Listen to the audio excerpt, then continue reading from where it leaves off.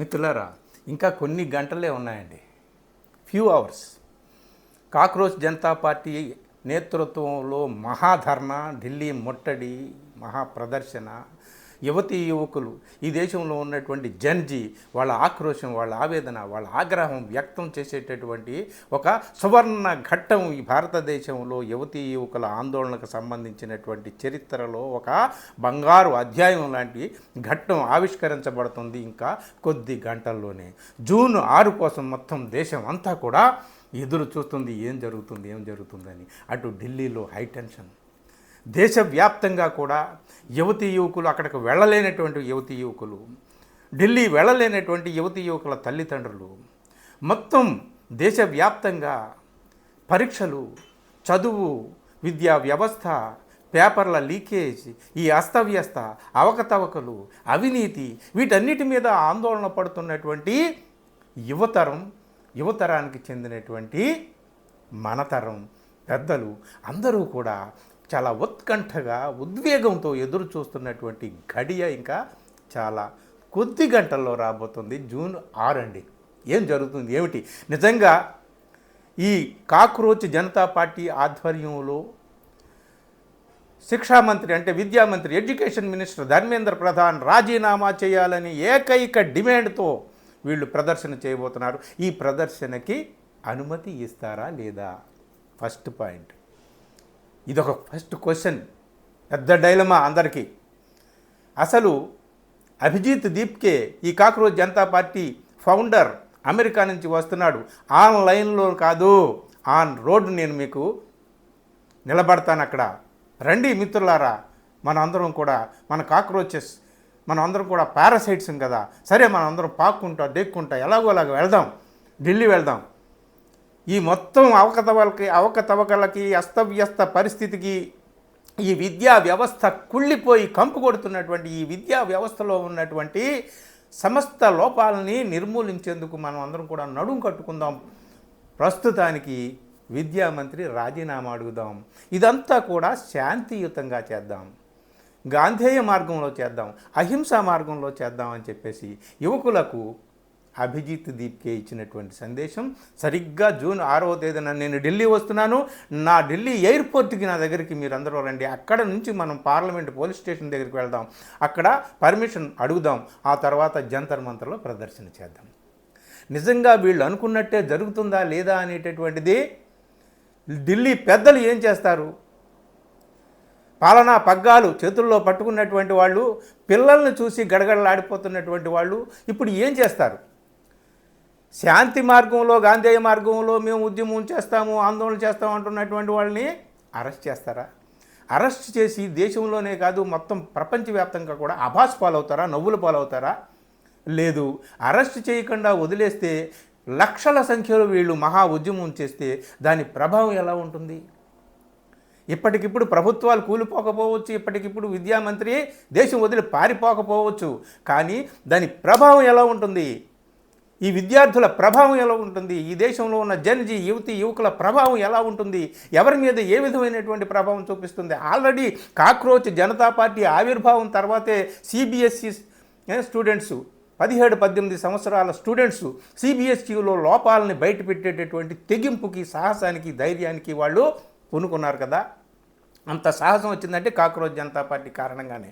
So ఇప్పుడు cockroach Janata party ఆధ్వర్యంలో లక్షల సంఖ్యలో ఆ ధర్నాకి కానీ అనుమతిస్తే దేశంలో పరిస్థితి ఎలా ఉంటుంది? ఇంటర్మీడియట్ పిల్లవాడు కాదు, రేపు 8వ తరగతి 7వ తరగతి పిల్లవాడు కూడా మనల్ని చిచ్చి అని చెప్పి మన లోపాలను బయటపెట్టేటటువంటి అవకాశం ఉందేమో మనకు తెలియదు, వాళ్ళు చెప్పేదాకా తెలియదు. విద్యామంత్రికి తన శాఖలో ఏం జరుగుతుందో తెలియదు, ఇంకో మంత్రికి వారి శాఖల్లో ఏం జరుగుతుందో, ఏ అవకతవకలు జరుగుతున్నాయో, ఏ అవినీతి జరుగుతుందో, ఎంత కుళ్ళిపోయి కంపు కొడుతుందో వ్యవస్థ ఎవరికి ఏమి తెలియదు.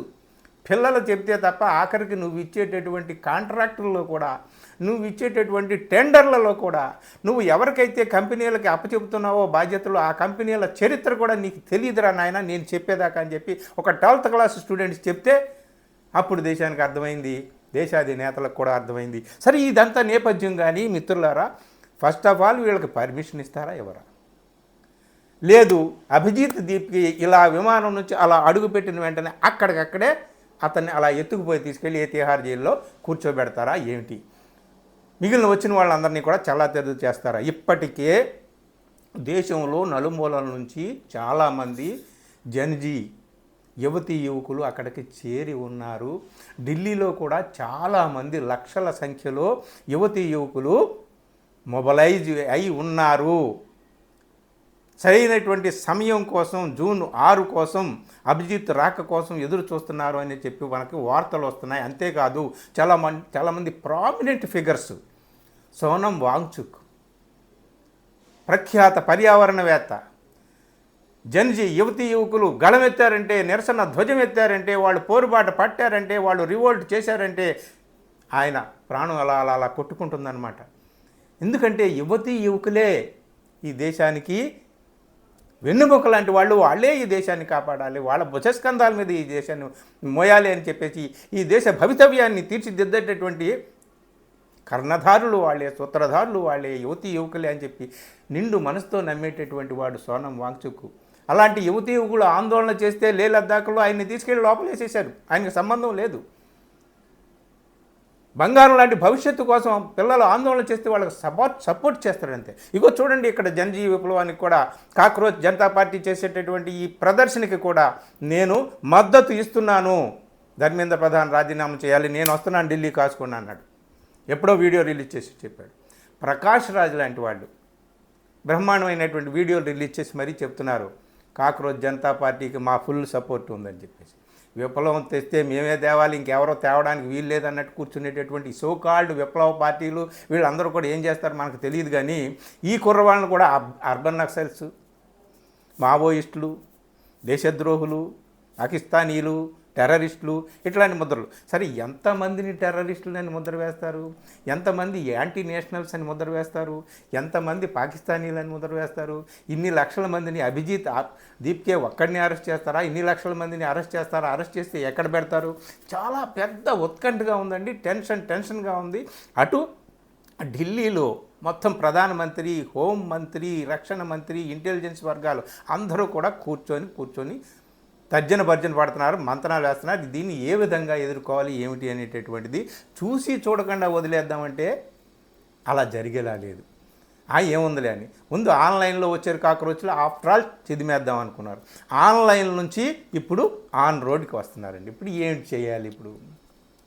ఇప్పుడు ఏం చేయాలి? సోషల్ మీడియా నుంచి డైరెక్ట్గా ఉద్యమంలోకి, డైరెక్ట్గా నేల మీద, డైరెక్ట్గా సోషల్ మీడియా నుంచి సోషల్ మూవ్మెంట్లోకి, రణరంగంలోకి దూకుతున్నారు యువతీ యువకులు. ఇప్పుడు ఏం చేయాలి ఏమిటి? వాళ్ళని అరెస్ట్ చేస్తే ఒక రకమైనటువంటి దాడి మొదలవుతుంది. వాళ్ళని అరెస్ట్ చేయకుండా వదిలేస్తే ఇంకొక రకమైనటువంటి ప్రభావం చాలా దారుణంగా ఉంటుంది.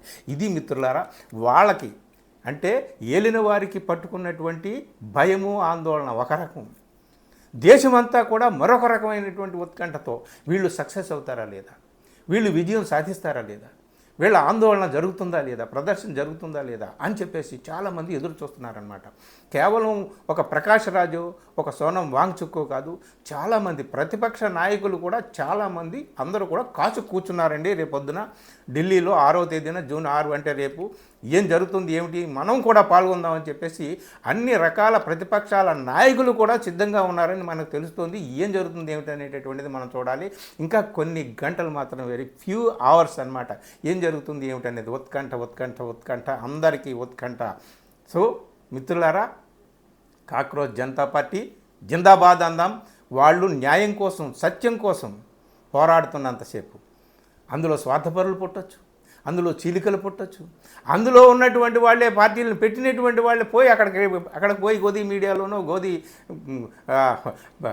పాలకుల గోదీలోనే చేరిపోవచ్చు, ఏమైనా జరగవచ్చు. అదంతా కాదు. కానీ దీని ప్రభావం మామూలుగా ఉండదు. కాక్రోచ్ పార్టీ జనతా పార్టీ పెట్టిన 2-3 రోజుల్లోనే CBSE పిల్లవాళ్ళు విప్లవాన్ని సృష్టించారే, ప్రభావాలు అలా ఉంటాయి.